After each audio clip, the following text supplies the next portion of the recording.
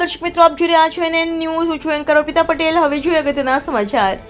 Marketing યાર્ડમાં 52 વર્ષીય વૃદ્ધ વ્યક્તિ પર જીવન હુમલો.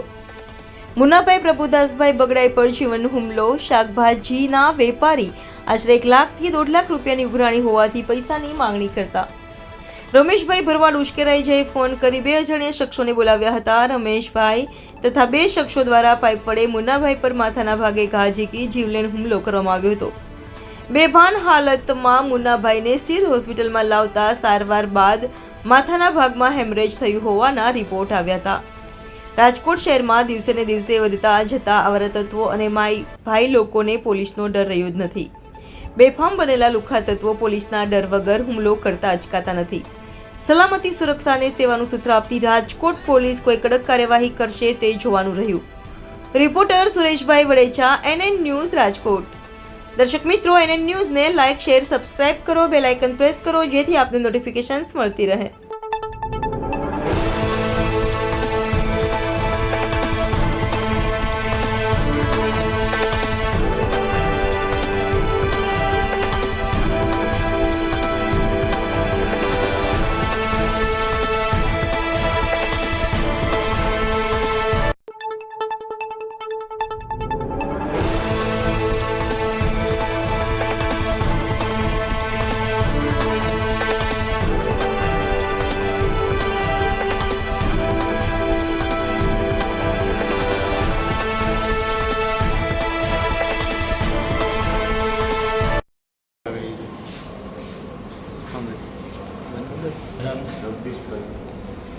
જગદીશભાઈ.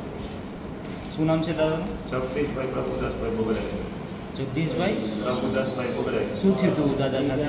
દાદા સાથે માર્કેટિંગ યાર્ડમાં વાતાભાઈ થઈ છે. પંચર આવીને રમેશભાઈ ફરીને એના ભાઈઓ રમેશભાઈ તથા એના ભાઈઓ મારા પપ્પાને પાછળ લોખંડનો પાઇપ મારેલો છે. લોખંડનો પાઇપ માર્યો. શું થયું? જેની હિસાબે એમરેજ થયેલ છે મારા પપ્પા. એમરેજ થયું છે. એમરેજ. અચ્છા, ડૉક્ટરે શું કીધું છે? એમરેજ થયું છે, પાકા રિપોર્ટ છે.